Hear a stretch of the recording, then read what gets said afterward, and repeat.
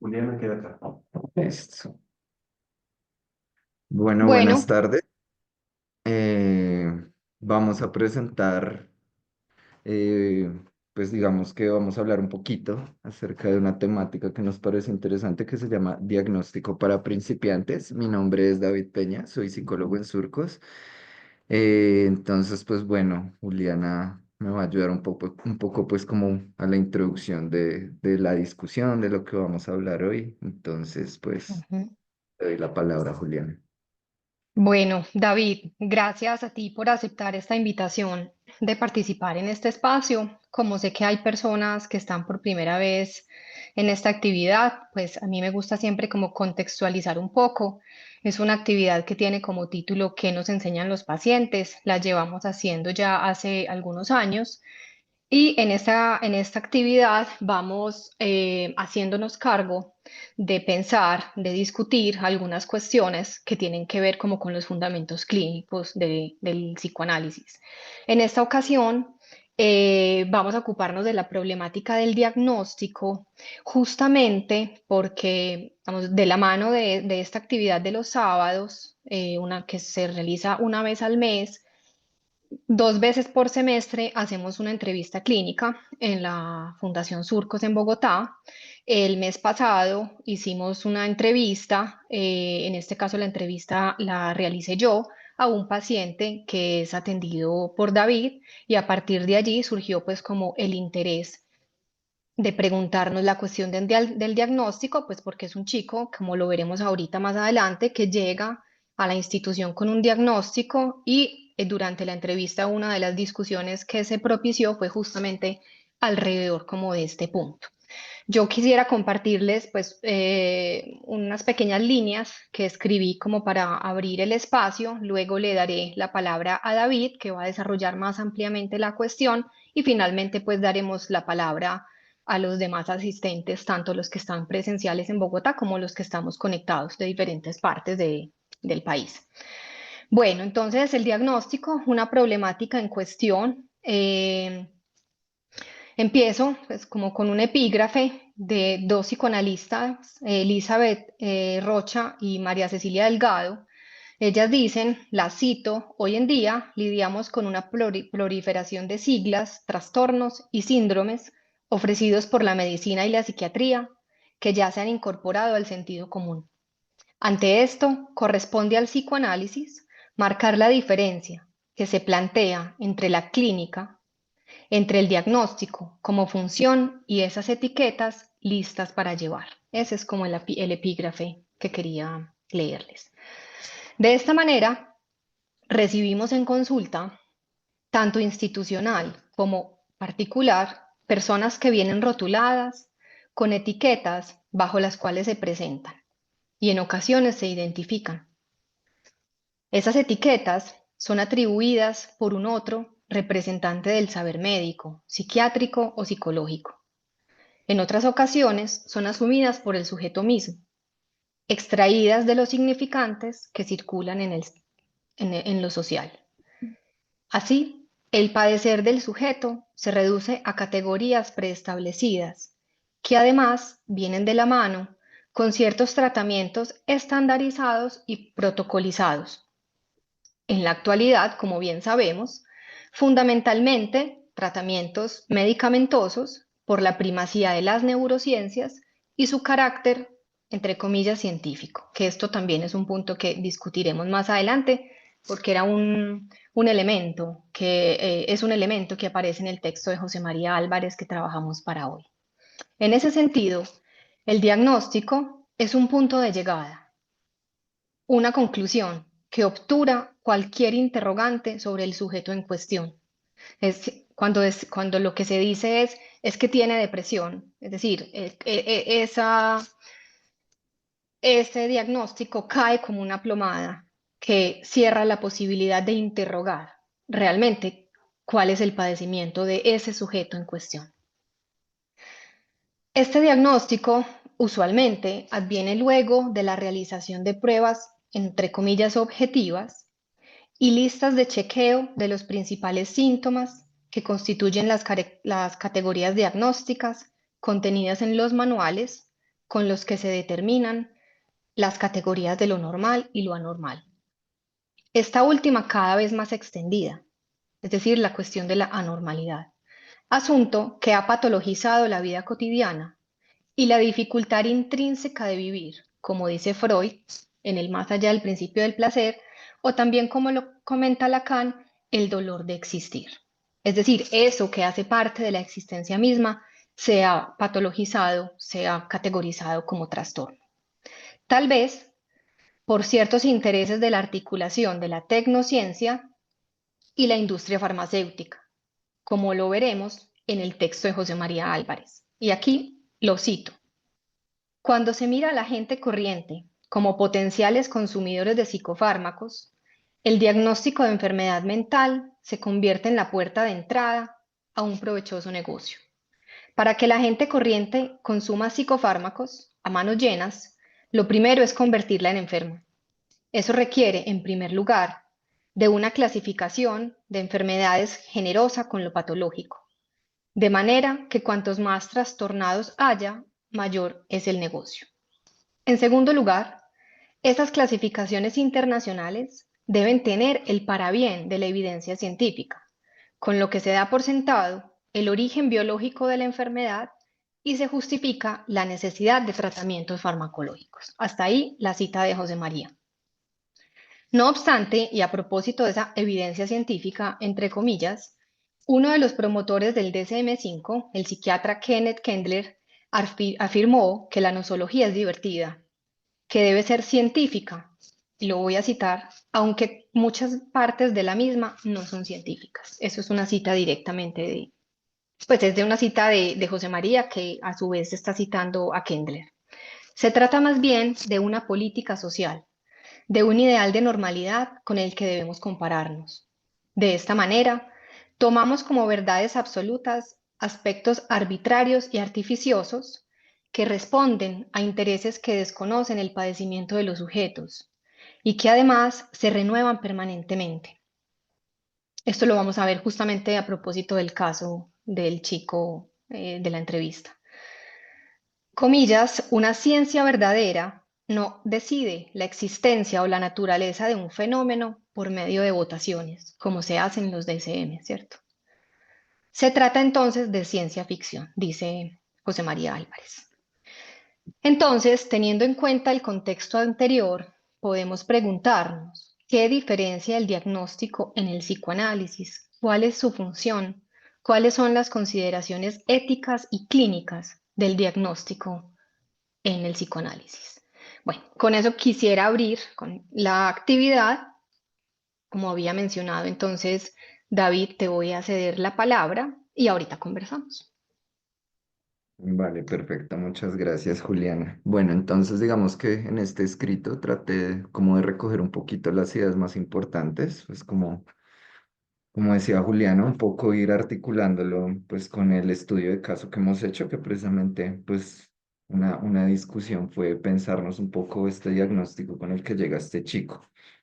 Entonces, bueno, el hablar de un diagnóstico supone varios retos en la actualidad, a sabiendas que hoy en día se cuenta con manuales y diferentes herramientas para los mismos, lo cual ha implicado una complejidad acerca del número de los mismos, pero también un reduccionismo en relación con la manera en que se asignan, encontrando que se ha tecnificado dicho proceso más que pensarlo, ciñéndose por estadísticas y pruebas objetivas. De igual manera, influye el sistema de salud, en particular la industria farmacéutica. Acá toca un punto que precisamente el mismo autor decía, y acá yo cito un texto que se llama La invención de los trastornos mentales por González y Pérez, en el cual se dice: si bien no se busca negarlos, es importante pensar cómo dicha industria y la aparición de nuevos trastornos implican también la posibilidad de diagnosticarlos de manera más práctica a partir del uso de manuales. Es decir, el autor acá desarrolla algunos puntos en donde se habla acerca de cómo muchas veces la misma industria farmacéutica, de cierta manera, financia estudios que lo que generan es la aparición de nuevos trastornos y bueno, y la necesidad también de comenzar a medicar a estas personas con estos nuevos trastornos. Entonces, siguiendo un poco, se dice, pensar en el diagnóstico es una tarea relevante cuando se trata de observar al otro en relación con las razones que lo llevan a consultar en un servicio de salud o un consultorio, siendo importante ir más allá de lo objetivo e invitando a dialogar, dar lugar a la subjetividad del paciente y a pensar en cada caso como algo singular a partir de los elementos que se pueden ir encontrando en las diferentes categorías que se plantean a través del tiempo y en el desarrollo de los estudios asociados a la nosología de los trastornos mentales. Entonces, digamos que acá se comienza a desarrollar un poquito también como la entrada, pensemos un poco más lo que implica un diagnóstico, más allá de un ejercicio que se ha venido tecnificando, donde digamos que acá, por ejemplo, en Fundación Surcos, los pacientes ya llegan diagnosticados y muchas veces el profesional, digamos que de cierta manera como que toma ese diagnóstico por palabra, por ley, y se comienza a trabajar a partir de ello. Entonces, quizás también esto invita a pensar un poquito en nuestro quehacer, cómo recibimos pues a estas personas con estos diagnósticos, ¿no? Y qué tanto nos cuestionamos un poquito esto.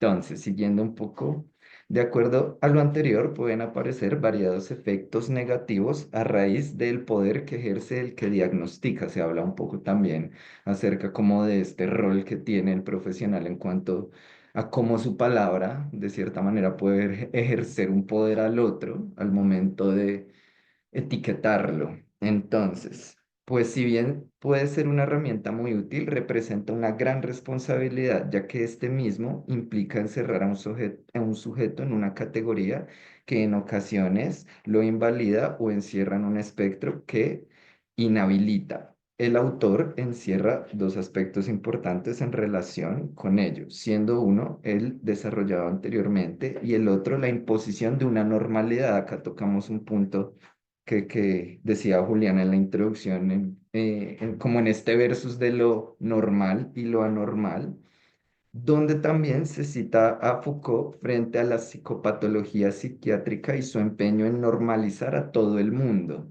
A partir de esto se establecen dos extremos, el de la norma y el de lo anormal, lo que no se puede predecir y se sale de un canon que corresponde a un contexto sociopolítico y cultural donde el diagnóstico en ocasiones responde a ello. No en vano, Fernando Colina dice que el diagnóstico es el nuevo encierro de la locura. Sobre todo se habla un poquito, y quise por eso citar esta última frase que precisamente la cita José María Álvarez en el texto, en cómo de cierta manera hoy en día el diagnóstico se presta precisamente para encerrar a un sujeto en una categoría, lo cual pues precisamente implica como cerrar un poco ese campo de visión y de cierta manera eh, se dan toda una serie de pasos que, por ejemplo, alguna vez en un texto leía un poco de lo que sucede, por ejemplo, cuando en países como Estados Unidos, cuando a un sujeto se le diagnostica que esto, digamos que de cierta manera crea de una vez unos pasos a seguir donde precisamente no se da lugar a un sujeto, sino se comienza a ver este sujeto, pues como una persona que necesita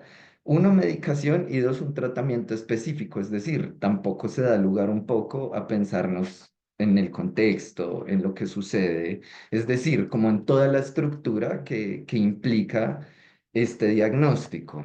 Entonces, siguiendo un poquito, se dice, lo anterior se va articulando con la clínica actual, donde se observan familias angustiadas debido a diagnósticos que se brindan sin algún tipo de cuidado o sin la rigurosidad correspondiente, esperando que en un corto periodo de tiempo el profesional pueda indicar una categoría diagnóstica para un paciente y desde allí deviene todo un entramado de efectos adversos que implican la pérdida de participación en la sociedad o limitaciones y pasos a seguir, los cuales en muchas ocasiones terminan en la medicación y un discurso que inhabilita al sujeto. Así se plantea el uso ético del diagnóstico como herramienta para reconocer al sujeto en relación con sus dificultades y lo que sucede en sus diferentes contextos. siendo esta la que facilite más bien el ofrecer un tratamiento o acompañamiento acertado y que evite el hecho de encerrar o refugiar al paciente en el discurso médico y lo que implica el presentar una patología. No en vano, recientemente se realiza un estudio de caso donde el paciente entra con un diagnóstico que aparentemente es acertado, pero que al investigar y facilitar al sujeto expresarse y poder reconocer su historia de vida, da cuenta acerca de la importancia del pensar en el caso por caso y de mantener entre paréntesis la categoría definitoria inicial del sujeto, ya que puede generar una validación errónea de dicho diagnóstico, a la par que se deja de prestar atención a algunos aspectos que pueden facilitar un mejor tratamiento. Entonces acá ya comenzamos un poco a hablar, pues a raíz también de este ejercicio de entrevista clínica, los pongo un poco en contexto. Es un chico que llega acá con un diagnóstico David, dame de un segundo. retraso. Lo pausamos en este punto Ok, de la grabación. Para darle datos de. Sí. perfecto. Sí, Y tú me Entonces, indicas cuando pausa. volver a ver. listo.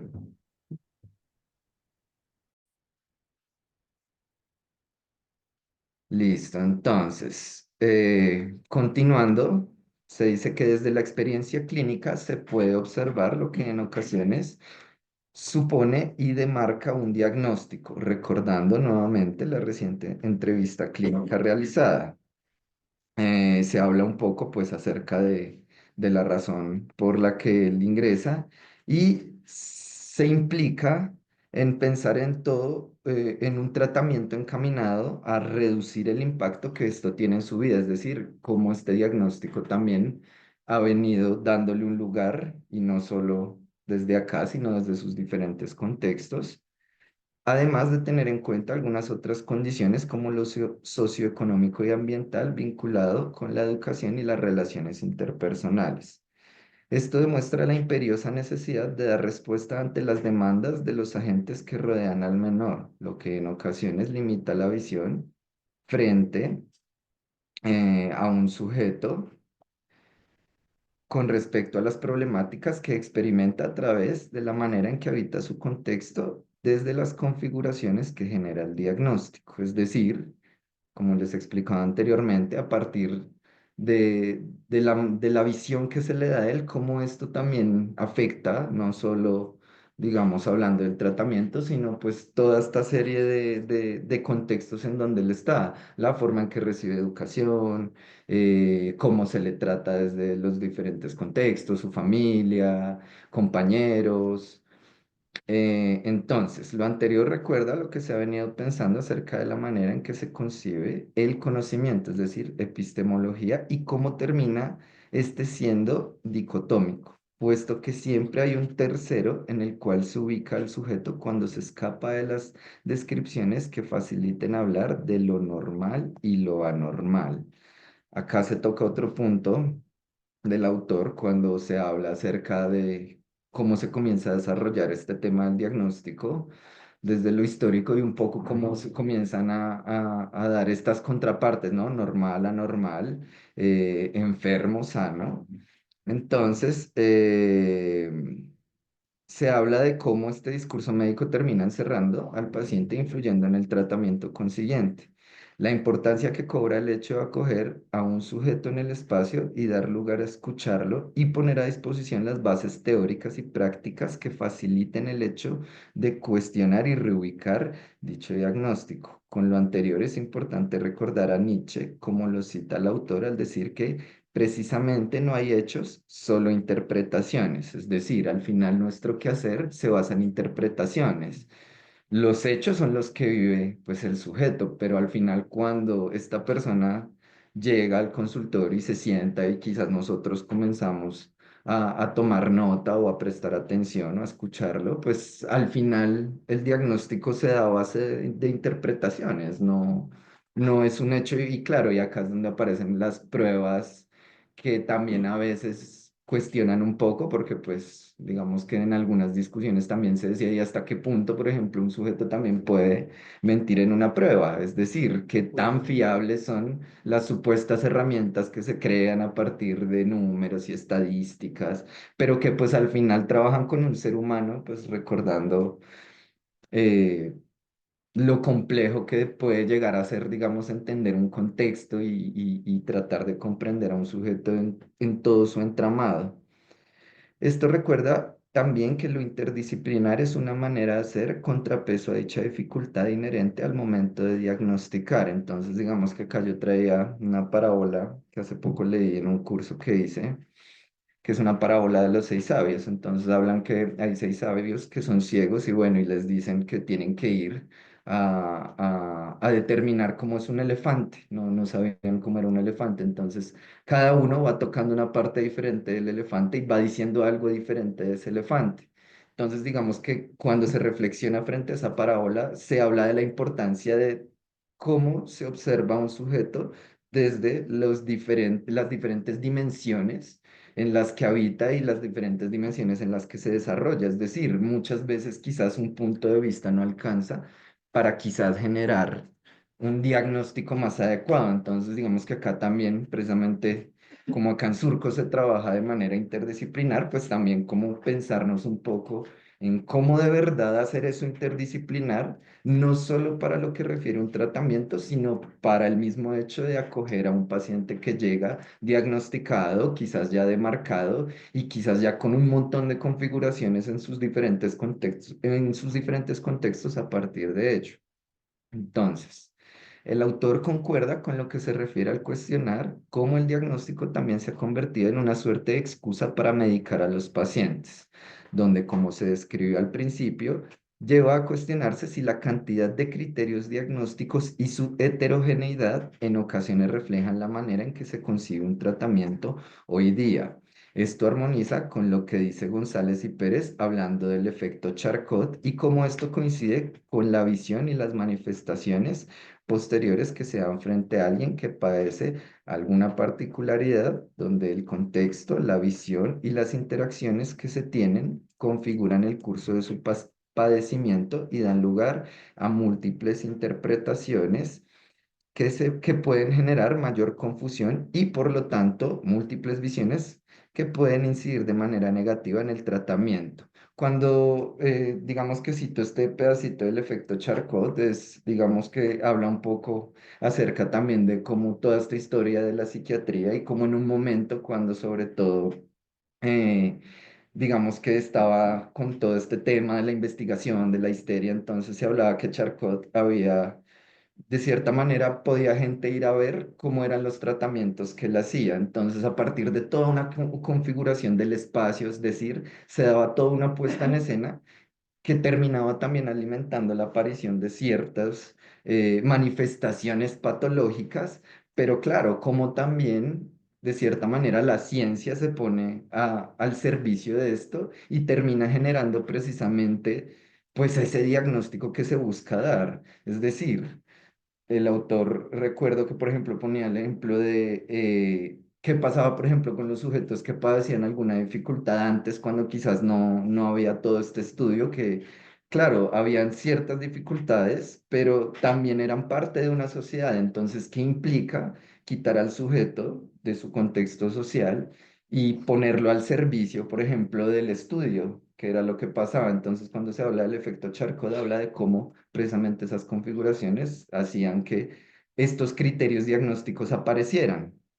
Eh, bueno, siguiendo un poco esto, entonces se habla un poquito de, bueno, la reflexión que nos da el autor en lo que él llama locura versus cordura, que entra también a hacer esta contraparte de lo normal y lo anormal, ¿no? Y cómo estos conceptos han buscado ser separados en nombre de la psiquiatría y de la normalización, teniendo ahora dos visiones totalmente opuestas que apuntarían posteriormente a la discusión de lo general y lo parcial.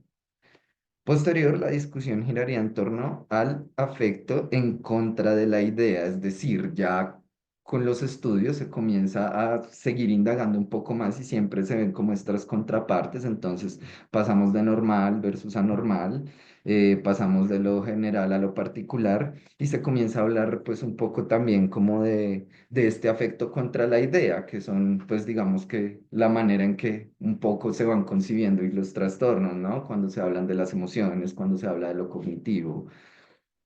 Entonces, ya después se desarrollan las elaboraciones iniciales de la depresión y la manía, para posteriormente llevar la discusión hacia la neurosis y la psicosis.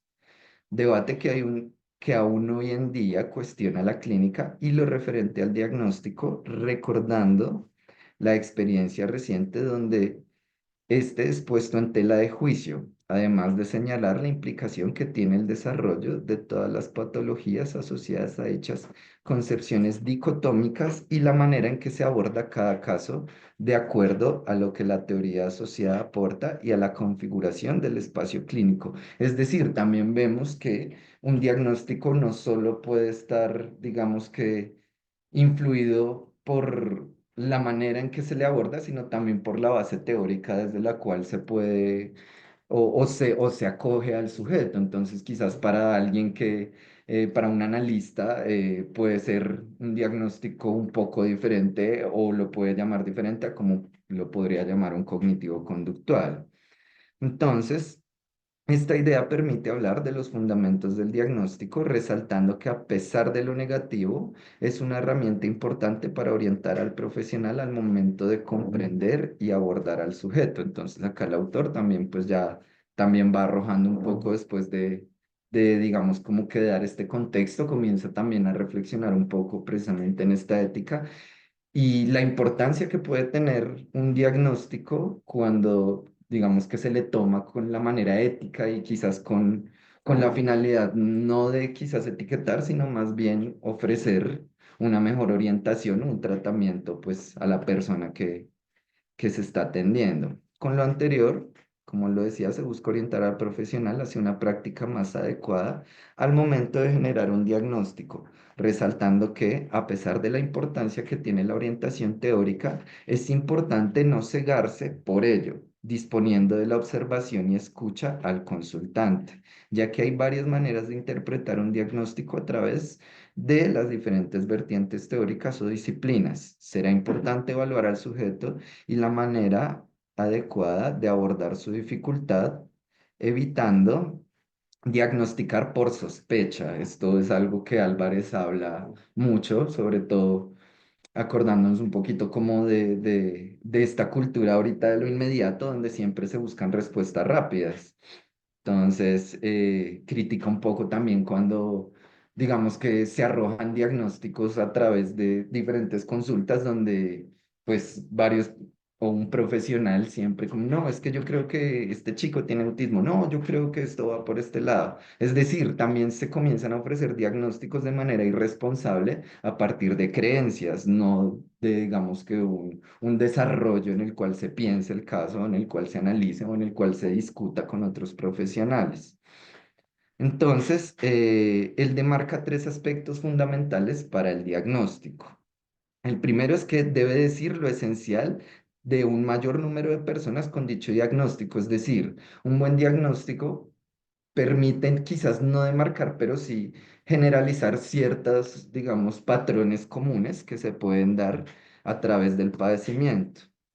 Debe tener un lugar claro dentro del terreno de lo patológico, es decir, acá también se habla un poco de lo que Juliana introducía frente al hecho de que ahora se patologiza absolutamente todo. Es decir, también se cuestiona un poco hasta qué punto en algunos momentos de la vida hablamos de crisis y hasta qué punto hablamos también de una patología.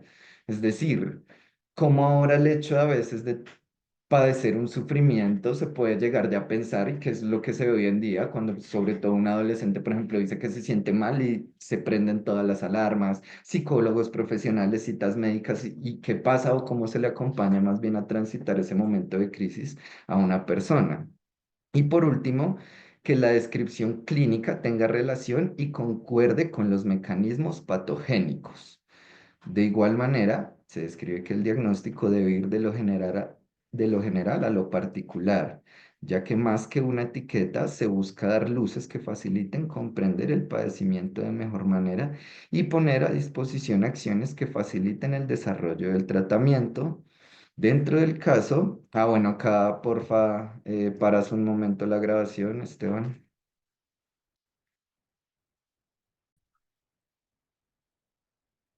Bueno, entonces, como se venía diciendo, a partir de lo anterior, esto invita a quizás comenzar a cuestionarnos un poco en nuestro abordaje, cómo estamos, digamos que, observando a estos sujetos y qué lugar le estamos dando a partir de la clínica. Entonces acá se habla, es vital recordar que siempre habrán diagnósticos que se atraviesan por una discontinuidad en sus manifestaciones o crisis aisladas, retomando la importancia de reconocer la historia del desarrollo de las manifestaciones en relación con los contextos y experiencias de los sujetos. Es decir, el autor acá habla un poquito de esta tercera opción a partir de las dicotomías que se brindan y es cuando llega alguien, por ejemplo, con esto que se decía locura parcial, es decir, alguien que presenta una serie de criterios, pero que estos criterios no alcanzan a responder en la totalidad del, digamos, de lo que él está atravesando, que también es curioso porque, por ejemplo, no va a haber un manual como el DSM y es curioso que cuando no se alcanzan los criterios siempre hay un apartado cuando se dice no especificado. Entonces, trastorno o episodio depresivo leve no especificado, es decir, O no típico en el CIE 10, atípico. exacto, o atípico. Por ejemplo, con el autismo, autismo atípico. Mm. Es decir, como quien diría un autismo a medias. Entonces es como que él, claro, demarca las dicotomías, pero también invita siempre a pensar que hay una tercera opción, que es, digamos, la que llega a romper un poquito como con esta dicotomía. Entonces invita también a cuestionar cómo acoger a estos sujetos que quizás no alcanzan a ser atrapados en lo que refiere un diagnóstico. Entonces, siguiendo un poquito la temática, acorde a lo anterior, cuando se habla de lo indeterminado, se desarrollan tres puntos por parte del autor. Uno de estos refiere a los cambios propios de los trastornos y sus manifestaciones particulares. Entonces, por ejemplo, él pone ahí como un ejemplo lo que sucedía con la histeria. Entonces, que una histeria a finales del siglo XIX o principios del siglo XX no sería igual a una histeria de hoy en día. El segundo se relaciona con la época y la subjetividad, es decir, también miremos que los trastornos responden a un determinado contexto histórico, ¿no? Y por último, se relaciona el hecho de los límites que muestra la teoría en relación con lo que se observa en la clínica, ya que ésta no alcanza para explicar la variación y cantidad de manifestaciones patológicas que puede presentar un sujeto. Es decir, también nos invita a continuar pensándonos en los límites de cada teoría. Es decir, siempre hay algo que se va a escapar a la teoría, que digamos que en experiencias cuando uno habla con, digamos, con psicólogos o profesionales que recién entran a un ámbito clínico, que dicen como, bueno, sí, yo tengo el conocimiento, reconozco las categorías, pero claro, cuando tienen un sujeto ahí al frente, como que a veces todo ese conocimiento se cae y esto implica entonces comenzar a repensar cómo yo puedo utilizar esta teoría para orientar más no para saber lo que tengo que hacer de manera como tácita, digámoslo así. Entonces, digamos que esto último que se habla apoya ejercicios como los de la entrevista clínica y estudios de caso que buscan movilizar a los profesionales ante lo complejo de las manifestaciones ambiguas o que se salen del canon de los manuales diagnósticos y pruebas clínicas, recordando la importancia de tener en cuenta lo singular. Entonces, por ejemplo, ahí el autor habla un poco de este doble diagnóstico, por ejemplo, poniendo como ejemplo a Freud cuando hacía todos estos estudios donde, por ejemplo, se habla de una categoría neurosis, pero con ciertas particularidades, es decir, nuevamente retomamos cómo se pasa de lo general a lo particular. Se determina a partir de las ideas desarrolladas la importancia de ir de lo general a lo singular, como se describió anteriormente. puesto que es una manera en la que se puede ir más allá de la categorización que obtura la posibilidad de ofrecer tratamientos enfocados en cada caso y contexto específico, rescatando el autor el valor que tiene el diagnóstico más allá de las críticas y advertencias realizadas, invitando a no incurrir en los excesos tanto de escepticismo como de dogmatismo, es decir, no ser negacionistas totalmente, pero tampoco ser dogmáticos con las teorías, es decir que esto es porque la teoría lo dice y punto final, porque eso también pues va a obturar un poco la visión que le podamos brindar o que le podamos dar a alguien pues que viene con un padecimiento. También se invita a la reflexión acerca del abordaje que se brinda ante lo indeterminado y la angustia que esto puede generar en el profesional, invitando a la discusión y a dar lugar a cada caso, desde lo general hasta lo particular, lo cual también aporte al desarrollo de nuevas ideas y herramientas en el abordaje terapéutico. Entonces, digamos que esto de resumida manera es como lo que el autor nos invita un poquito a pensarnos. Considero que digamos que es un ejercicio interesante, sobre todo cuando quizás se puede comenzar a evidenciar en un trabajo clínico, en donde, claro, muchas veces, pues como lo decía, no nos paramos a pensar un poquito en el diagnóstico, simplemente lo recibimos.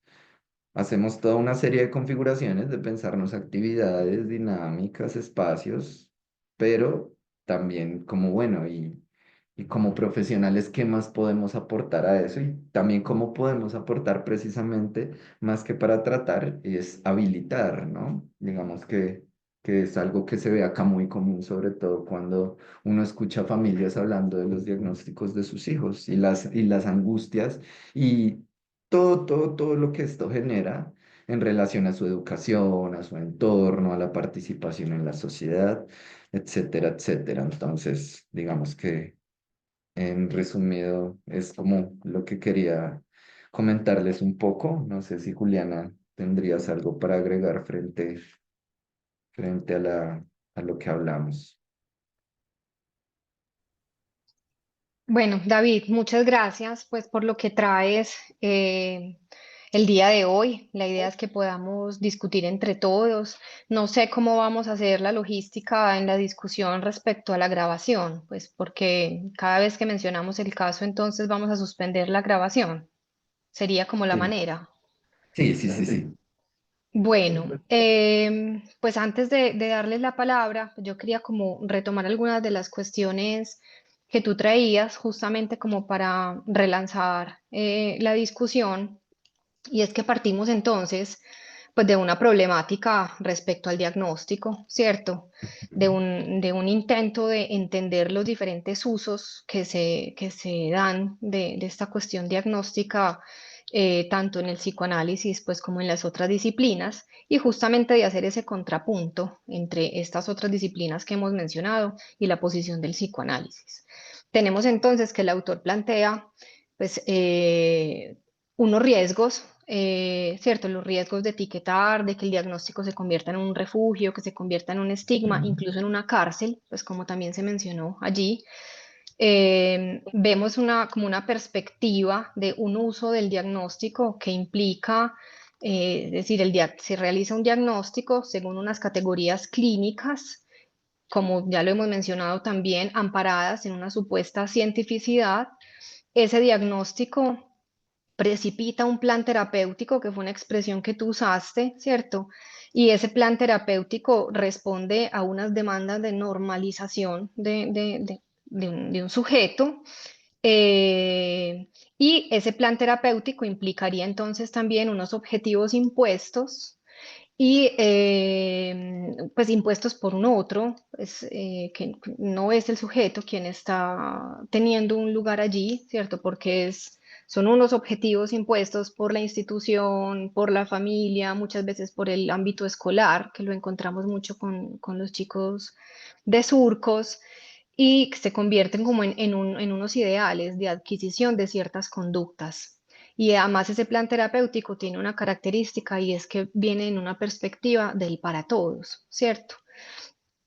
tú dijiste allí una cuestión que hemos discutido y que yo considero que es una indicación clínica fundamental, porque en este panorama que yo acabo de describir someramente es el panorama con el que recibimos a los chicos en la institución y muchas veces incluso en el consultorio particular. Alguien que viene diagnosticado y que se pide justamente eso, unos objetivos, un plan terapéutico, una adquisición de conductas o una merma de ciertas conductas que son indeseables para el otro. En ese punto se juega una elección ética que tiene que ver con una posición clínica, es decir, cómo el psicólogo, qué hace el psicólogo frente a esa demanda, o se aliena a esa demanda y efectivamente apunta un tratamiento para la adquisición de esas conductas o para que se dejen ciertas otras cuestiones, o se puede correr de esa demanda y logra escuchar algo del padecimiento de ese sujeto. Y creo pues que en el caso que hemos venido pensando aquí pues entre líneas, aparece algo de eso y es un asunto que a mí me ha parecido muy valioso ese trabajo que venimos haciendo, ¿cierto? Porque en primer lugar se recibe un chico que tiene un diagnóstico de retardo mental leve, un F, ¿qué? ¿Cómo se llama? ¿Cómo es, David? Un F, F700, espera, ya bueno, te confirmo bien bueno, no cómo dijo. importa, F700, F090. F701 era así. El Ujú, asunto es que cuando uno recibe un paciente con un F, ¿eso qué le dice a uno del sujeto? ¿Cierto? No le dice ujú. absolutamente nada. Entonces, una de las cuestiones interesantes que ocurrió pues justamente en la entrevista clínica que nos permite esta actividad para seguir pensando la cuestión es cómo constatamos en esta entrevista justamente eso, que ese diagnóstico no nos decía nada de este sujeto, que además es muy interesante porque esta mañana hablábamos David y yo, cruzamos un par de chats, pero David lo dijo ahorita, el diagnóstico F del chico incluso ha variado. Y esto es una cuestión muy interesante que vemos, por ejemplo, con los pacientes que son hospitalizados en las instituciones de salud mental, por lo menos aquí en Medellín, en el hospital mental, cuando realizábamos estas entrevistas clínicas allí, los pacientes tenían 5, 6, 7 diagnósticos, porque justamente una cuestión que resalta José María Álvarez es que justamente al no tener en cuenta lo estructural, y partiendo de la idea del que se trata de las interpretaciones, el síntoma se considera aislado de la estructura. Entonces, si hoy presenta, pues, es decir, el síntoma va tomando diferentes rostros, podríamos decirlo así, pero entonces al no tener en cuenta la cuestión de la estructura, que tiene que ver cómo un sujeto se posiciona frente a su cuerpo, frente al lenguaje, la relación con el otro, etcétera, por eso es que vemos como esta multiplicidad, esta heterogeneidad y también como la inconsistencia y lo arbitrario de los diagnósticos. Eso pues por un lado. Entonces finalmente es como esta invitación a poder pensar en el caso de este chico es qué le pasa a él cuando pudimos realmente escucharlo, es qué le pasa a él, qué función tiene eso que le pasa a él y para él. Y en la transferencia cómo ubicarse, qué lugar en la transferencia.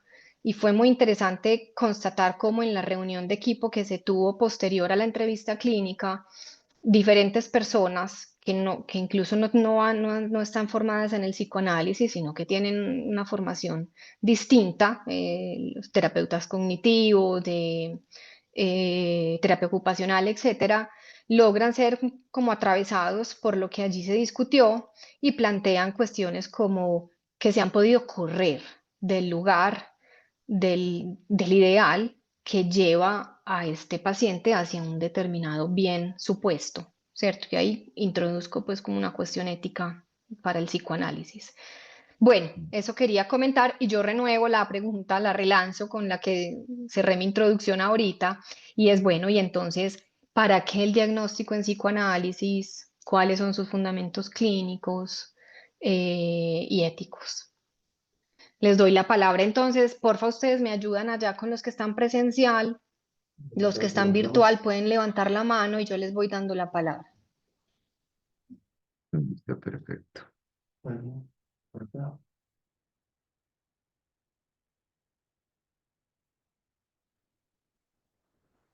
Que hay una pregunta. Como venga, que les va a decir. Listo. Y vemos. Espera, Juliana, que ya acá hay una pregunta. Así es.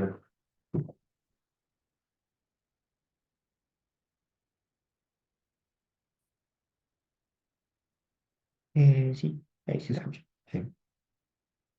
No, nada, frente a este tema, pues no, solamente pues quería traer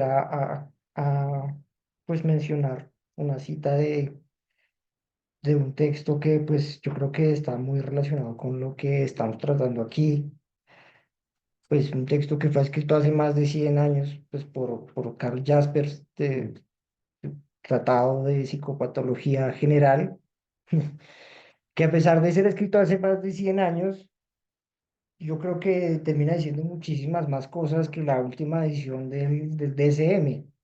Y yo creo que en parte pues sería un poco retomar de pronto en las facultades de psicología, los departamentos de psiquiatría, pues un poco más a estos autores clásicos, ¿no? Y digamos que aquí él identifica un problema pues que básicamente estamos mencionando en este momento, ¿no? Y es el problema del diagnóstico. Eh, Cito textualmente. Dice, diagnosticar en psiquiatría es a menudo un estéril girar en círculo, con lo cual solo muy pocos fenómenos caen en el campo visual del saber consciente.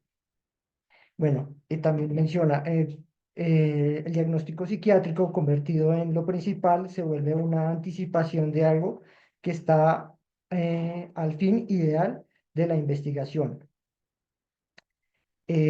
Pues sí, básicamente está diciendo lo que nosotros estamos diciendo ahorita.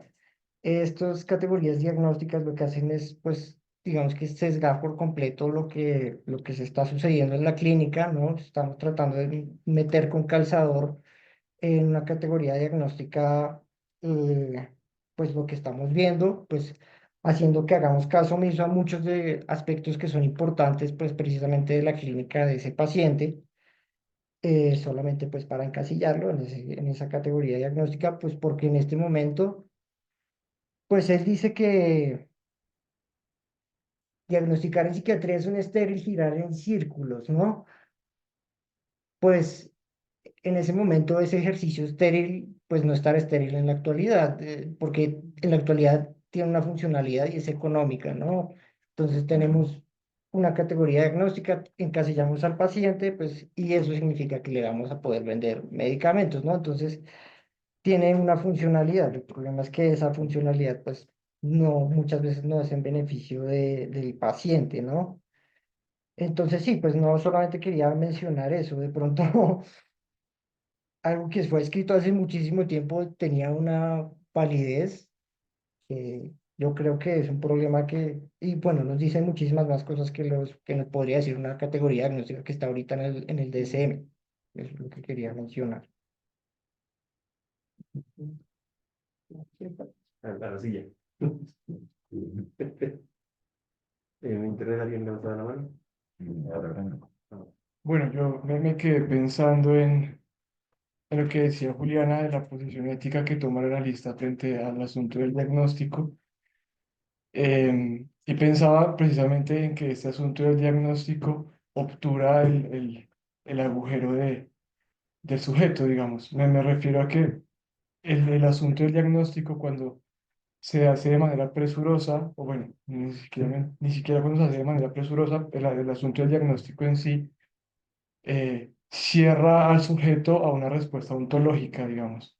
Es decir, que cierra el asunto de la falta de ser del sujeto. Y en ese sentido, pues pensaba yo, es como acercar el sujeto dividido y poner el objeto ahí intentando obturar la falta precisamente, eh, a través de una identificación, digamos. Em, Pensaba entonces en este asunto de la política del analista frente al asunto del diagnóstico, y creo que va precisamente por la vía no de acercar al sujeto a esa digamos, cierre del agujero, eh, sino va a mantener una cierta distancia con ese objeto, que me parece que el diagnóstico lo que hace en ocasiones es precisamente cerrar ese agujero, digamos, ese agujero, la falta en ser del sujeto. Bueno, pues pensaba eso ahí como hilando un poco. Sí. Bueno, gracias Juliana, gracias David.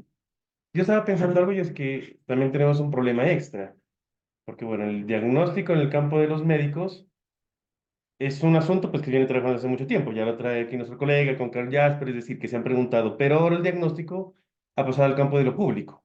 Es decir, ya no solo son los psiquiatras, los psicólogos, los médicos quien diagnostica, sino que ahora está autorizado para diagnosticar la señora de la tienda, el portero del edificio, todo mundo. Justamente ayer escuchaba un podcast de una muchacha que se dice autista y dice ser autista en un mundo sordo de empatía.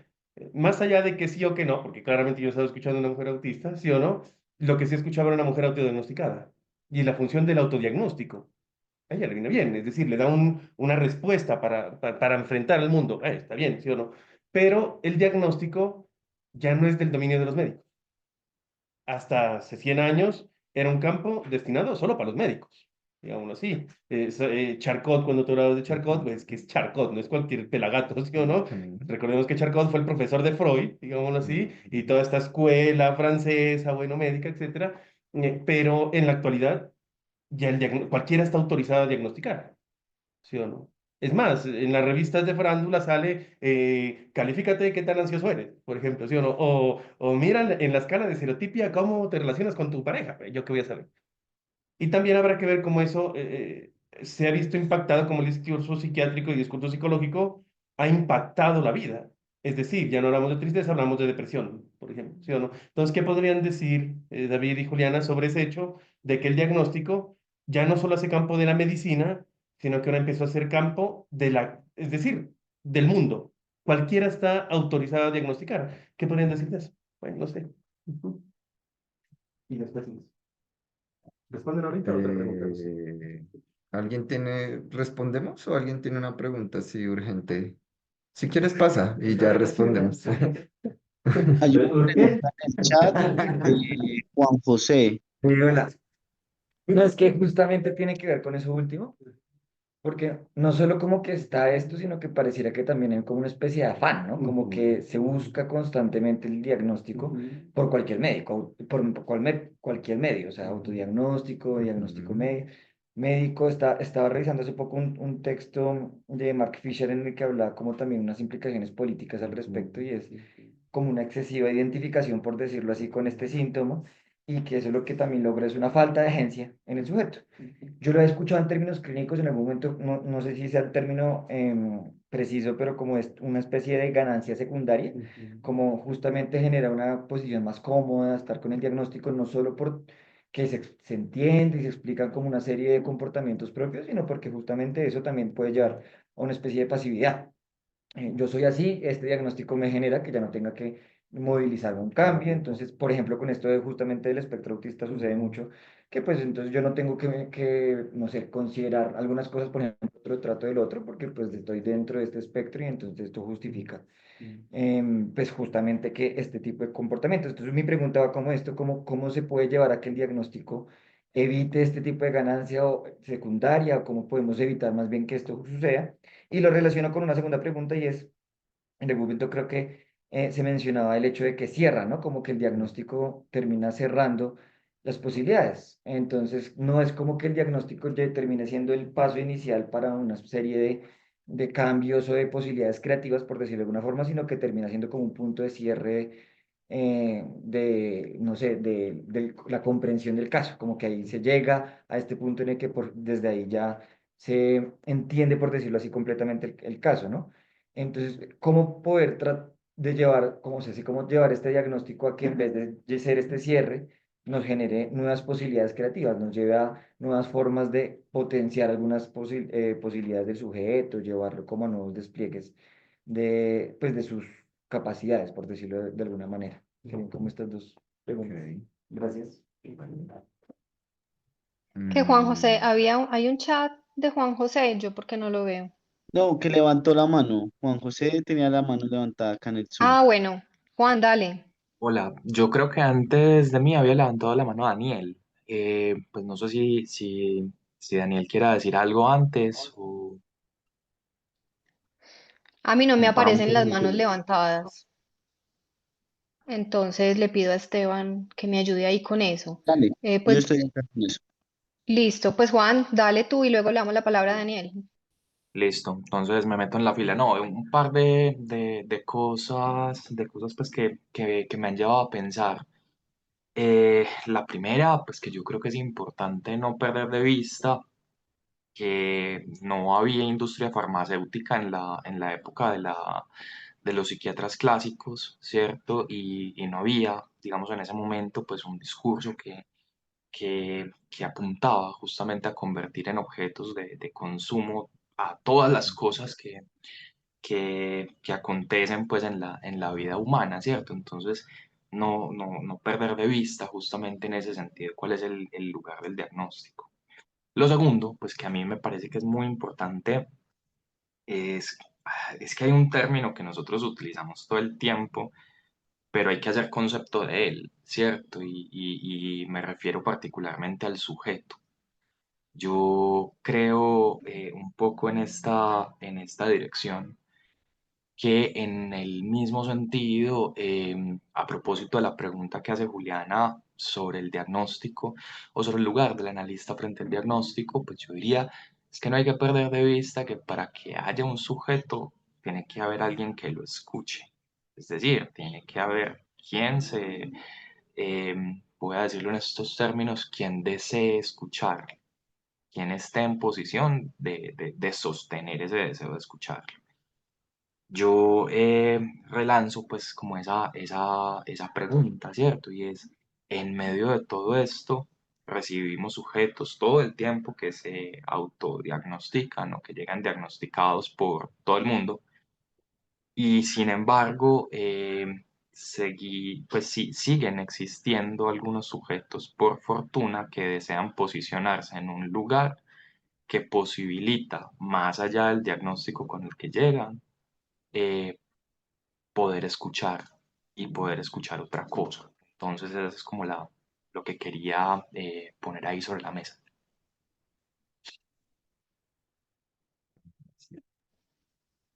Bueno, Daniel.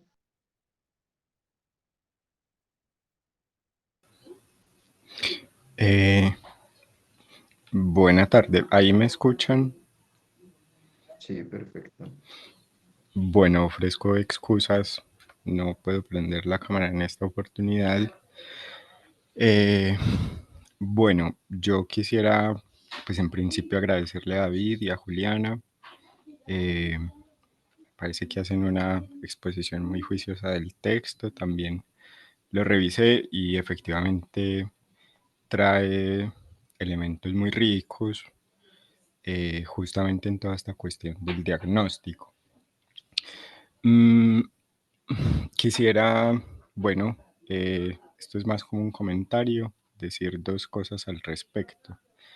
La primera es que, eh, digamos, en la investigación que estoy adelantando en la Universidad de Antioquia, mm, en una relación entre deporte y, bueno, psicoanálisis para ser general, en los antecedentes me encontré algo muy interesante que va justamente en la vía del negocio y es como en el caso del deporte, las actividades que antes eran hobbies se han deportivizado. Es decir, si antes vos salías a caminar a una montaña, no sé, pienso en cualquier actividad, eso ya pasa a ser deporte y por ende pasa a ser un negocio en la medida en que ya entonces hay todo un dispositivo donde consigues los aparatos, las herramientas, etcétera. Y en ese sentido, me pareció muy interesante cómo de alguna manera esta cuestión con el diagnóstico también se instrumentaliza en función de un negocio. Eso me parece muy interesante y creo que José María es bastante claro al respecto.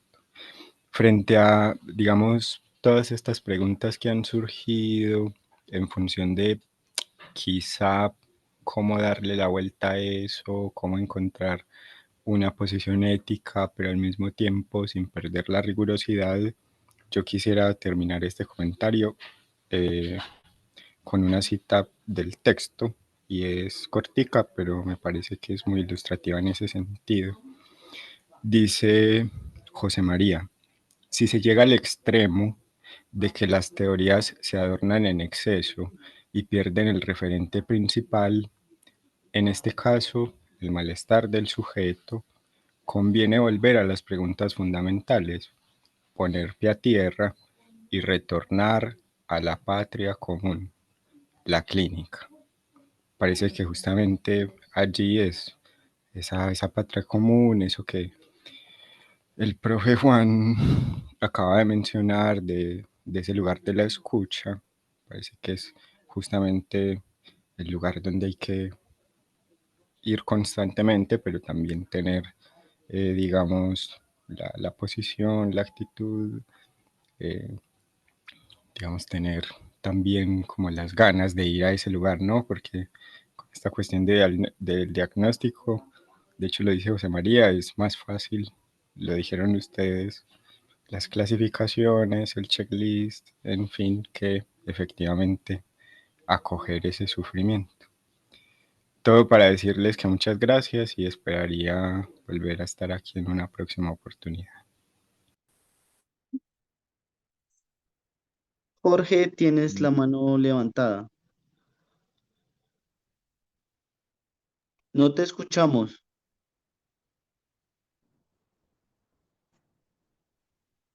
Jorge, prende el micrófono. Hola. Bueno, gracias David y gracias Juliana por el trabajo. Me parece muy interesante la reflexión que se ha hecho, sobre todo por este problema del diagnóstico, pues que se ha generalizado y que se ha banalizado en el mundo, no solo para la clínica de la salud mental, sino para la clínica médica. Yo no sé si ustedes saben que los estándares de salud en patología cardiovascular han cambiado. Las cifras de hipertensión, las cifras de glicemia y las cifras de colesterol cada vez las han bajado más para fortalecimiento, sin lugar a dudas, de lo que Juan José llamó la industria farmacéutica, que no nace en cualquier momento de la historia. Entonces ustedes se encuentran en la clasificación internacional de enfermedades hoy con diagnósticos muy simpáticos, como fiebre, o cefalea, o dolor abdominal, o dolor articular, que simplifica la clínica, para mí la banaliza, porque le pide al clínico menos esfuerzos, un diagnóstico y un vademecum, un diagnóstico y un medicamento. Entonces me parece importante señalar eso, que no es del campo de la salud, sí, de la que nosotros nos encargamos. Eso por un lado. Lo segundo, los efectos del diagnóstico, esos efectos de irresponsabilidad sobre el sujeto, porque cuando el sujeto tiene sobre sí la carga de un diagnóstico, pues puede francamente justificar su vida y su existencia con base en ese diagnóstico, ahorrándole la pregunta por el ser, la pregunta por la existencia, la pregunta por el sexo y, obviamente, portando una solución de tipo identificatorio. Entonces, eso me parece central. Lo otro que yo quería señalarles es, digamos que la teoría psicoanalítica no escapa a este problema. Y yo creo que de alguna manera David lo enunció y que de alguna manera se corresponde con las últimas, digamos, elaboraciones de Lacan con relación al diagnóstico estructural. ¿Por qué? Porque inclusive el diagnóstico estructural entre perversión, psicosis y neurosis se corre el riesgo de objetalizar al paciente. Entonces, la clínica psicoanalítica no se escapa de ese riesgo. Yo creo que fue la intuición de Lacan al final de su vida que introducir las categorías diagnósticas de alguna manera era también un esfuerzo, entre comillas, reduccionista del sujeto, porque lo que nos enseñó David es que hay un montón de elementos, digamos, clínicos que no se encasillan en ninguna teoría y lo que producen es una problematización de la clínica de la que tenemos que estar advertidos siempre. Entonces me parece muy interesante porque inclusive pudiéramos pensar para lo que hacemos clínica psicoanalítica que el diagnóstico que puede ser orientador también se puede convertir en un impasse para nuestro quehacer clínico. Bueno, muchas gracias, ese era mi comentario. Gracias. Yo Bueno, gracias. quisiera hacer Dale.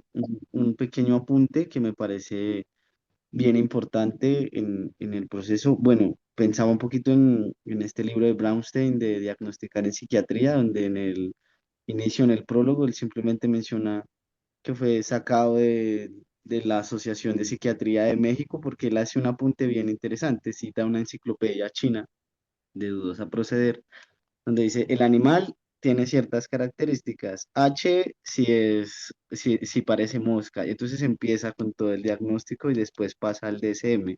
En ese tiempo era el DSM-2 y empieza F900 tal diagnóstico. Y empieza a citar todo ese proceso que me parece que es bien curioso para la psiquiatría.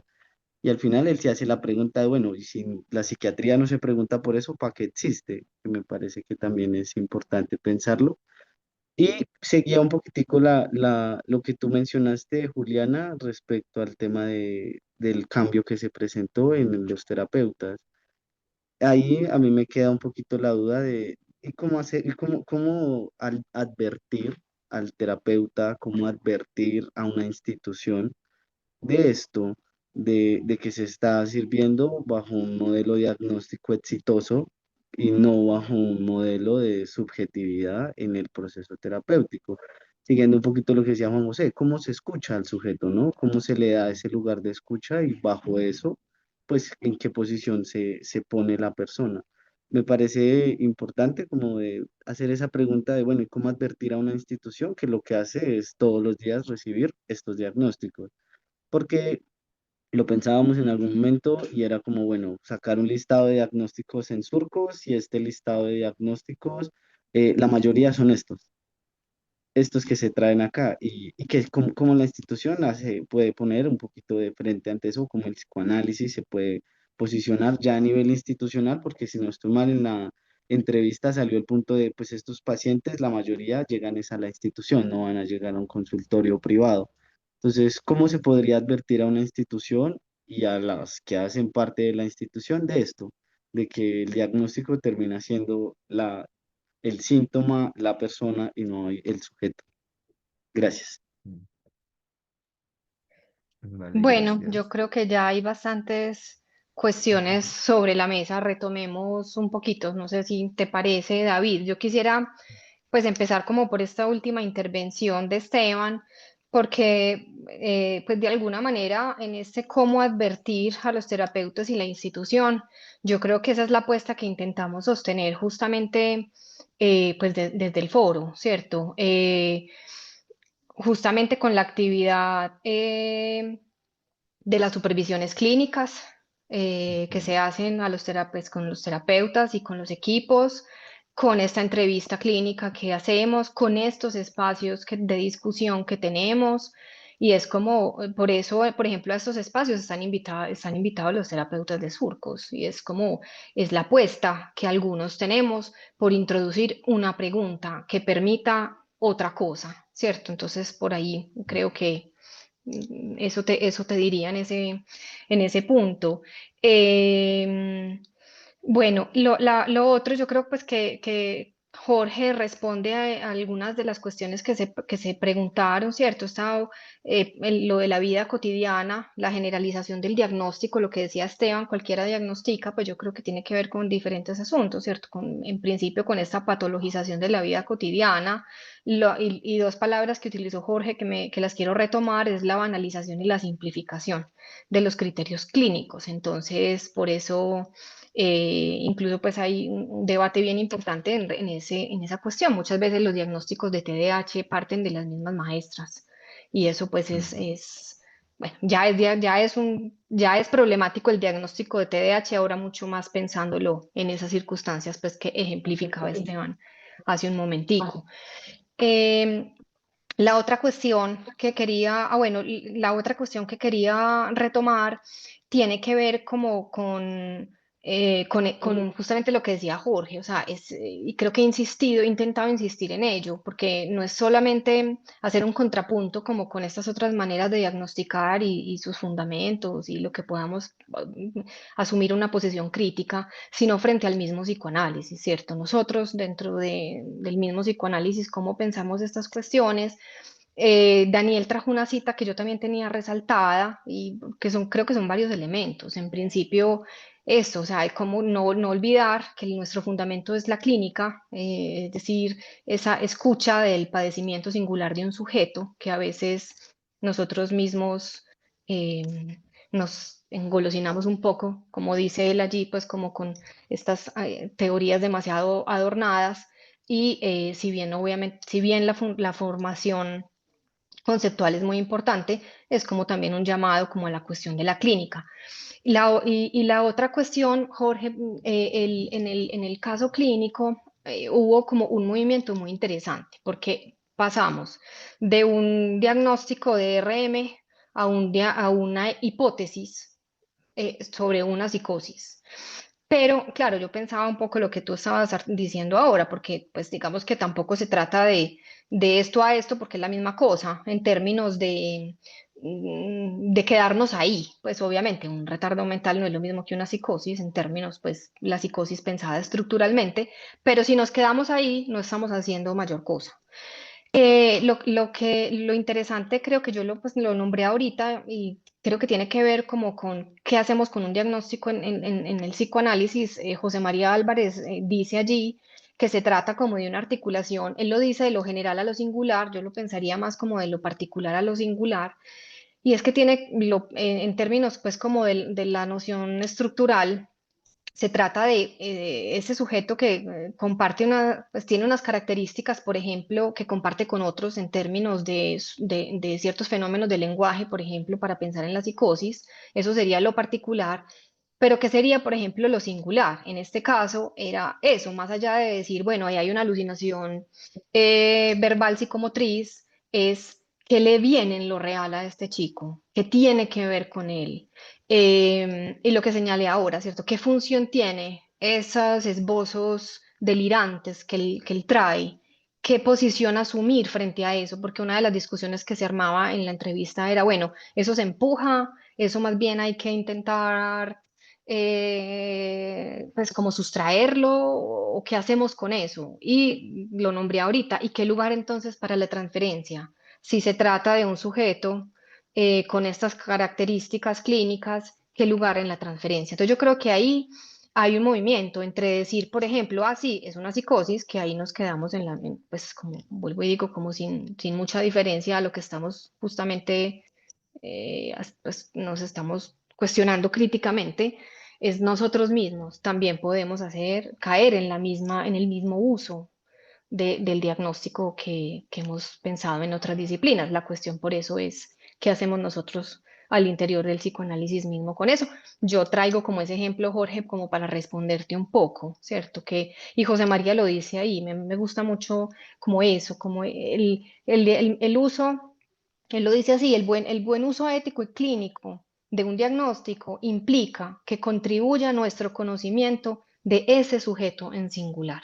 Y resalta el ejemplo que David trajo, Freud, cuando Freud dice, pues él habla de neurosis obsesiva y dice el hombre de las ratas, él está hablando de la neurosis obsesiva y hay una cierta caracterización de la neurosis obsesiva, pero el hombre de la rata solamente es ese caso en singular. Y lo mismo, incluso como nombra el caso Juanito, ¿cierto? Un caso de fobia infantil, eso, o sea, hay cierta, uno se sirve de los casos de Freud para pensar ciertos elementos de una fobia, ciertos elementos de una posición histérica, etcétera, pero cuando él señala el hombre de la rata, señala el rasgo de goce de un sujeto en singular. Entonces yo creo que por ahí tenemos unas pistas de ese uso del diagnóstico en el psicoanálisis. Bueno, David, Juliana, dime. no, en esa línea, yo creo que me disculpan en que no prenda la cámara porque salí de la casa y estoy por la calle.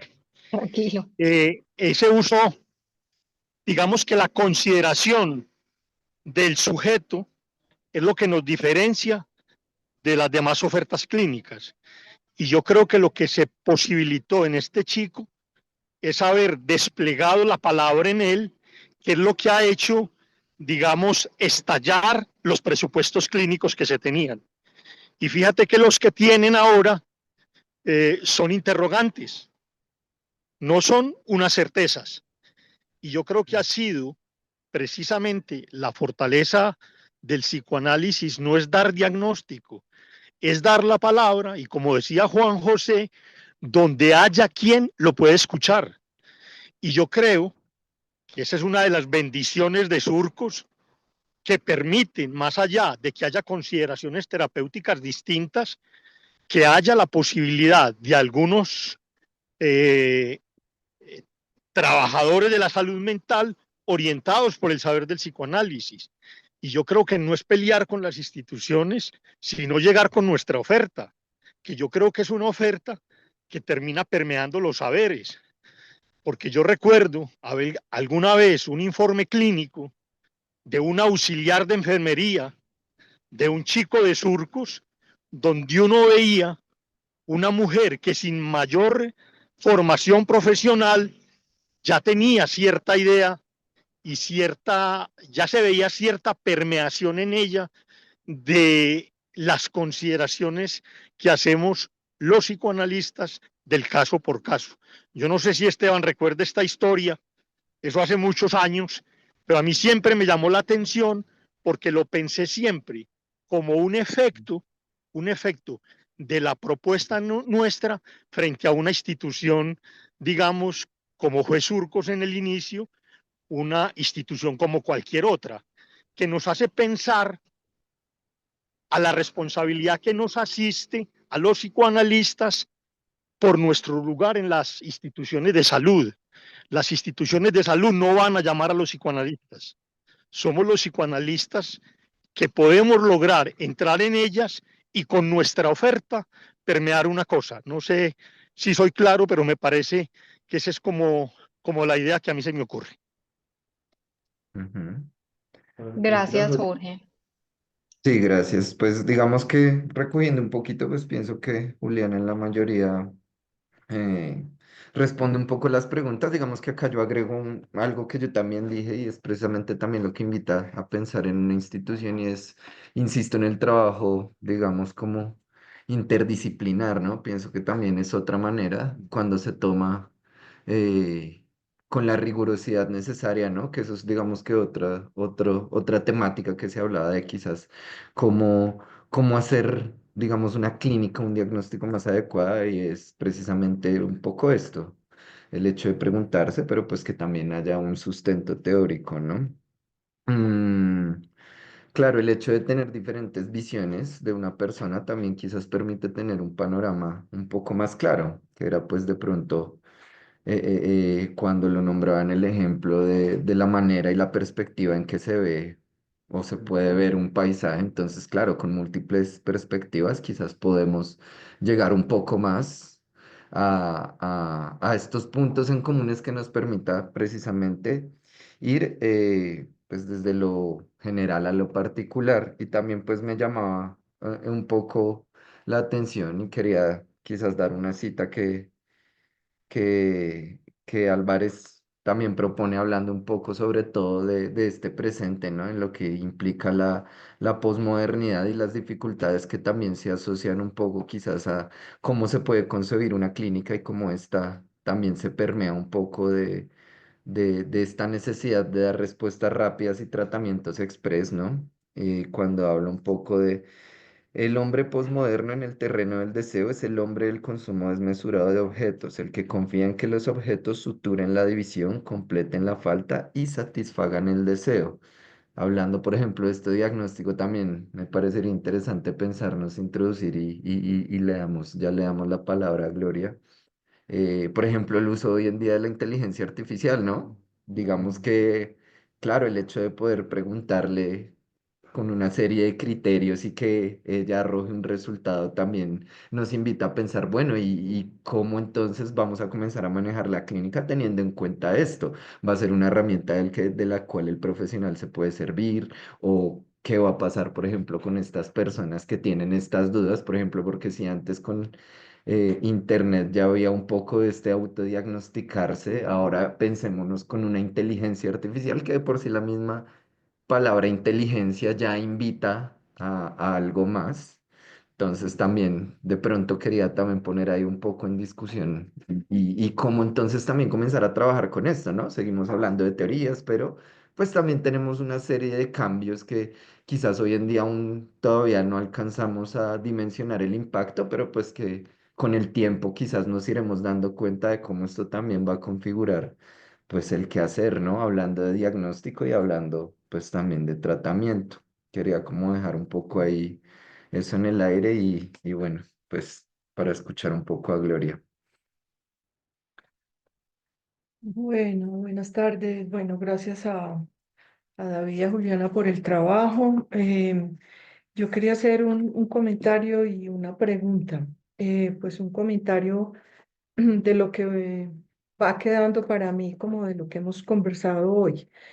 Pues de un lado, pues el valor clínico del diagnóstico, ¿no? Un valor clínico que apunta a orientar el tratamiento, ¿sí? Digamos que eso va de la psiquiatría clásica hasta el psicoanálisis, ¿no? En alguna medida compartimos este punto, pues de cierta manera, ¿no? Orientar el tratamiento, porque se supondría que el diagnóstico después vendría lo que habría de hacerse a nivel terapéutico, aunque bueno, ya que lo estoy diciendo, quizás voy a modular un poquitico lo que acabo de decir, y es que bueno, hay algunos precisamente de los críticos de la actual psiquiatría que hablan de cómo se ha invertido esta lógica del diagnóstico al tratamiento cuando plantean que con las medicaciones primero habría entonces que poner el medicamento que aseguraría o que daría la pista sobre el diagnóstico. Si el medicamento funciona, entonces tiene eso. Bueno, un problema ahí sobre el valor clínico, o al menos si lo ratifico para el psicoanálisis, es orientar el tratamiento.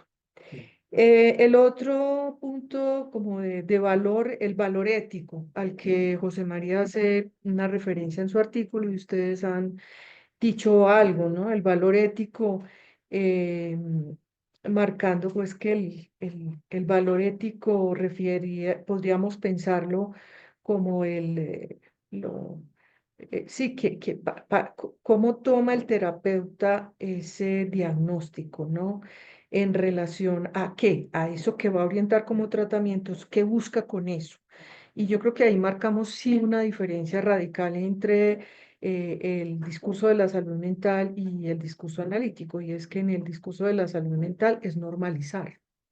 O sea, lo que se busca como el diagnóstico hacia el tratamiento es normalizar, ¿no? Entonces pensaba yo un poco lo que estamos trabajando en los foros del Seminario de la Ética, donde hemos pues, vuelto a la lectura de ese seminario de Lacan y se habla de la promesa de felicidad. Entonces yo ahorita pensaba escuchándolos, decía, bueno, es la promesa de normalización. Podríamos decir algo ahí que aseguraría la felicidad. Bueno, Y mientras que del lado del psicoanálisis, ese valor ético del diagnóstico no es normalizar, sino evaluar, apuntar al valor, la función, ¿no? Que ustedes ya lo han mencionado, la función que para cada sujeto tiene su síntoma, ¿no es cierto? Bueno, también pues recojo como el tercer punto que queda para mí de la conversación es el valor social, discursivo, esto de que ahora todo el mundo tiene acceso a los diagnósticos, se autodiagnostica y saca un plus de gozar de ahí. Bueno, y la pregunta es en relación a, pues para David, más específicamente, en relación precisamente a lo que pues un poco Jorge planteaba, y es finalmente este trabajo de preparar esta actividad, como que deja para ti en relación a lo mismo que tú estabas diciendo que Jorge planteaba, como de, y bueno, Juliana también, es decir, este ejercicio que hacemos entre el foro y surcos con los terapeutas que siempre están bienvenidos. ¿Sí? A estos espacios, a la entrevista clínica, están las supervisiones de caso. ¿Qué aporta, por ejemplo, ese trabajo que tú preparaste hoy para, para el caso, que, que fue motivo de entrevista para empezar y de manera general para tu trabajo aquí en Surcos? ¿No? Bueno, respondiendo un poco a esa pregunta, ¿qué me deja? Pues uno, pues digamos que es algo que se ha discutido y es precisamente el hecho de que a veces, claro, con la demanda un poco institucional, el hecho de que, por ejemplo, a veces llegan pacientes que solo tienen 8 sesiones o digamos que como toda esta amalgama de tener una cantidad de pacientes, diferencias entre diagnósticos. Bueno, pienso que lo primero que me deja es recordar siempre el caso por caso, es decir, no dar las cosas por sentado, no dar un diagnóstico por sentado. Y la verdad, pienso que es algo que no se había discutido. O sea, muchas veces discutimos estudio de caso y es más, normalmente el estudio de caso uno agarra, se mete como al plan del paciente y mira el diagnóstico que está ahí. Nunca se genera una pregunta como, ¿y este diagnóstico de verdad está apuntando a lo que en realidad está pasando o está padeciendo o es una suerte de artilugio quizás para tener una excusa para acceder a un servicio de salud? Entonces, lo primero es comenzar a cuestionar un poquito el tema de, bueno, ¿cómo estoy recibiendo a una persona que llega a mi consultorio con ciertas particularidades? Y bueno, y cómo desde ahí comenzar a mover? Lo segundo, recordar un poco la importancia del hecho de precisamente movilizar los casos, el tema de las supervisiones, el tema de precisamente estos espacios de discusión que pienso que precisamente bajo la experiencia que he tenido con este usuario, definitivamente sí movilizan y no solo movilizan al usuario, sino a sus contextos, lo familiar, lo escolar, es decir, nos invita quizás a pensar que desde esas herramientas que a veces de pronto pueden generar cierta angustia porque llevan un poco a cuestionar al profesional y muchas veces el profesional no quiere ser cuestionado, invitan precisamente a eso, a que bueno, esta es una forma de quizás hacer contrapeso a precisamente esas demandas. Porque no solo es criticar la demanda de, ay, es que tengo que hacer esto, porque a veces pasa, hasta los mismos psicólogos o profesionales de junta le dicen a uno literalmente lo que tiene que hacer. No, tiene que trabajar esto, listo. No es quizás pelear con eso, sino que esto sirva para estar advertido de precisamente cómo yo puedo comenzar a trabajar con todas esas demandas, quizás no rechazarlas, escucharlas y más bien comenzar a trabajar con eso, es decir, comenzar a tener puntos, que era lo que hablaba un poco él, no es irse al extremo del escepticismo, pero tampoco al dogmatismo de dar por sentado todo porque la teoría lo dice y porque este autor refiere que es así, entonces es así y punto, no, precisamente lo que invita a este espacio es a seguir pensando la clínica, porque quizás desde ahí se pueda seguir desarrollando la clínica. pienso que pues eso es lo que podría decir frente a la pregunta que me planteas. Bueno, ¿hay alguna otra cuestión? No, vamos cerrando. ¿Qué piensan allá? Y no Sí, sé acá qué hay hay. una pregunta Ok. todavía, Y no sé si en el chat hay alguna otra intervención. no sé. No, Bueno, no me aparecen en intervenciones en el chat, no tengo pregunta. Bueno, dale. bueno, yo me planteo un poco el tema de que el diagnóstico básicamente es el final de un proceso, ¿no? Que es una evaluación clínica. Y en ese orden de ideas, digamos, lo que tú decías ahorita acerca como de que no hay hechos, solo interpretaciones, me hacía cuestionarme también como si aquello que utilizan para evaluar realmente evalúa, pues lo que busca evaluar, ¿no? Es decir, tengo un poquito de conocimiento acerca del caso que están hablando, no estuve el día de la entrevista, am, pero sé que hay un contexto social también alrededor de ese caso, ¿no? Contexto social muy particular en la ciudad de Bogotá, en un barrio muy específico, bueno, en una zona muy específica, y me planteaba, bueno, ¿cómo se diagnostica, por ejemplo, un retardo mental? Es decir, entonces no, que hay baja inteligencia. Y uno diría, bueno, en un barrio de estos barrios que hablamos en Bogotá, ¿será que la inteligencia se mide por quién sabe multiplicar? ¿O será más bien que la inteligencia se mide por otro tipo de habilidades que se utilizan para la supervivencia en estos escenarios? Entonces, era algo que me planteaba porque muchas veces utilizamos como muchos métodos de evaluación y sí, esto evalúa esto. Y termina ese método de evaluación generando un diagnóstico que no es, ¿no? Al fin y al cabo, lo que decías tú, otra interpretación más de, yo creo que así se mide la inteligencia, yo creo que así se mide la depresión, yo creo que así se mide la ansiedad, ¿no? Entonces, más allá también de cuestionar el diagnóstico, es como una invitación a cuestionar también esas formas en que se evalúan, ¿no? Y en que se proponen también hacer ese tipo de diagnósticos, porque muchas veces buscan pretender evaluar algo sin tener en cuenta el contexto social y dejan de lado ahí como si el individuo estuviera ahí en, no sé, en una esferita deambulando por el mundo y pues es necesario resaltar que estamos en un contexto también que promueve muchas cosas sociales y que esas cosas sociales pues van a influir también bastante en cómo él se desenvuelve. Entonces era más bien como una invitación a ese aspecto de la evaluación. Gracias. Jorge y Juan tienen la mano levantada en el Zoom.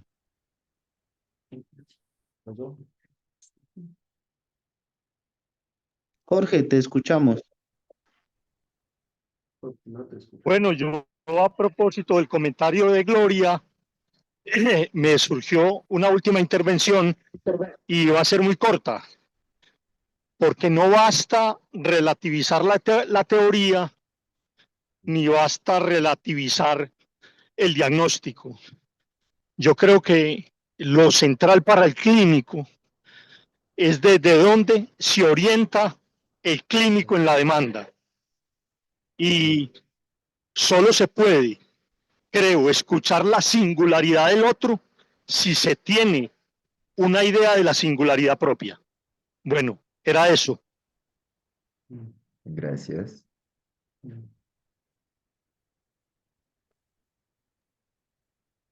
Bueno, yo pues solamente quería como retornar a un punto que ya hemos mencionado y es esa patria común, que es la clínica. Em, yo creo, si tomamos en cuenta, pues hay una definición, yo creo que todo el mundo conoce del psicoanálisis que Freud da en el artículo de Enciclopedia, en el primero de los artículos de Enciclopedia, y es pensar al psicoanálisis como esas tres cosas a las que pues ya en otro momento yo hacía referencia. Es que es la teoría, es la clínica y es la investigación, y estos tres asuntos no pueden ser disociados, ¿cierto?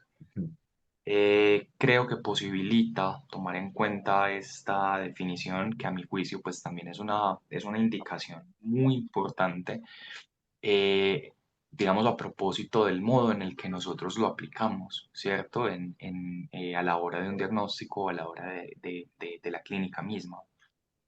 Ahora que traías, por ejemplo, la cuestión de la inteligencia artificial, lo primero que yo pensé fue eso, y es que muy probablemente pues en algún momento yo hice el ejercicio, ¿no? Y creo que cada uno lo podría hacer. A la inteligencia artificial hay ciertas cosas que no se le pueden decir.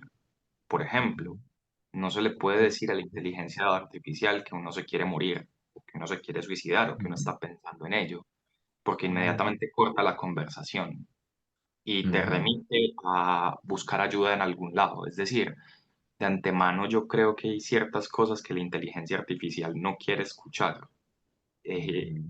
porque lo que aparece cuando se escuchan estas cosas es precisamente lo que escapa de la normalización que este tipo de dispositivos pretenden. Ahora bien, yo pongo a propósito de esto una cuestión y a propósito del último comentario que hacían ahorita otra. Una cuestión es ratificar que la posición debería estar soportada esencialmente en el deseo de escuchar y en el deseo de operar con ellos. Si esto eh, no está, no es posible finalmente dar lugar a que haya un sujeto pues en el dispositivo. Y en esa misma dirección, pues con la inteligencia artificial pasa algo y es que la inteligencia artificial responde a, al pedido, responde a la demanda. Todavía pues nosotros podemos contar con una posibilidad y es que nosotros sabemos que el sujeto no sabe lo que quiere y partir de esa premisa supone que debe haber pues alguien en posición de escuchar. Y con respecto a lo otro, la cuestión del contexto es que lo que a mí me hace pregunta es, bien, ¿y por qué un sujeto que vive en un barrio como estos, o que estudia en un barrio como en un lugar como estos, o que tiene un diagnóstico como estos, tiene una posición como esa que solo él tiene? Y esa cosa es la que yo creo que no hay que perder de vista. Para que eso tenga sentido, para que eso exista, tiene que haber alguien que lo escuche y que lo acoja, más allá de la escala, de la prueba o del dispositivo que sea que haya. Muchas gracias. Gracias, tú. Bueno, ya para Listo. terminar. Esteban va a hablar como para que Sí, vayamos me quedé cerrando. pensando en eso que dices, Juan José, ya como para ir cerrando, me quedé pensando en el deseo de escuchar y cómo separarlo del no se trata del querer escuchar. Justamente las universidades salen chutadas, chutada es una palabra pastusa, pues no, montanes de gentes que quieren escuchar, pero que no desean escuchar. Y bueno, entonces, más bien, cómo apuntar el deseo de escuchar, que no es el deseo de escuchar qué, es decir, que el paciente venga y me diga tal cosa, o esa es la frustración de los psicólogos, ¿no? Que, uy, es que se supone que lo mandan porque es un delincuente y hay que obedecer, pero él viene aquí y no habla de eso. O sea, de qué es lo que desea escuchar, digámoslo así, más bien, como para separar el deseo de escuchar del querer escuchar. El mundo está lleno de gente que quiere escuchar, pero por lo mismo es sorda, digámoslo así, ¿sí o no? Es por eso que todo el mundo pide empatía. Ay, hay que ser empático con el otro, es decir, escucha al otro, pero empatía es sinónimo de sordera. ¿Sí o no? Entonces, como para perfilar eso un poco en términos de que el deseo de escuchar tiene que ver con el deseo de escuchar lo inaudito. ¿Sí o no? Pero no es que quiera escuchar lo inaudito, sino que fue capaz usted de escuchar su propio inaudito, lo que decía Jorge. Es decir, si quiere conocer algo de la subjetividad del otro, pues tenga la gallardía de conocer algo de la subjetividad propia, o en palabras de Fernando Pessoa, en un poema que me encanta a mí, que se llama Si te quieres matar, ¿por qué no te matas? Bien raro el poema, ¿sí o no? Pero él dice una frase que dice, ¿de qué te sirve el mundo interno que desconoces? Bueno, quería terminar con Fernando Pessoa. ¿Puede la última? Sí, Hay una sí. última intervención. Sí, sí. Y ya. Justamente va en esta dirección, porque Mm. yo al principio mencioné como el diagnóstico como el intento de obturar la falta del sujeto, Mm. digamos, y cómo sirve como etiqueta en esa vía, precisamente lo decía Gloria, de normalización y de conocer el bienestar del sujeto. Pero dice Lacan, si el analista está advertido bajo su propio análisis de que no hay felicidad posible, no pretende a la nada la reducción del sujeto con el objeto. Entonces pongo una cita como para cerrar, dice Lacan, es imposible para un psicoanalista, si su deseo está advertido, consentir en detenerse en el señuelo que constituye una aspiración a una reducción a la nada de esa distancia. Es decir, que la demanda inicial, digamos, el analista está advertido por su análisis de que no puede ceder a ella, digamos. Y en esa vía el diagnóstico también, cómo funciona en el ceder, en esa demanda de felicidad. Listo, gracias. Pues no sé, Julián, algo que quieras decir como para que vayamos cerrando la discusión. Agradecerles a todos mucho por la disposición, pues pienso que estuvo interesante, nos deja bastantes reflexiones un poco la discusión que tenemos ahorita y bueno, pues precisamente se busca seguir movilizando un poco pues todo esto que quizás hacemos casi a diario, ¿no?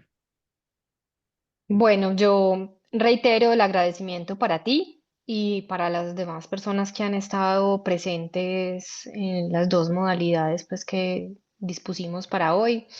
Y creo que es una buena manera de terminar, o al menos interesante para mí, y es que hemos terminado con un problema ético, ¿cierto? Mm.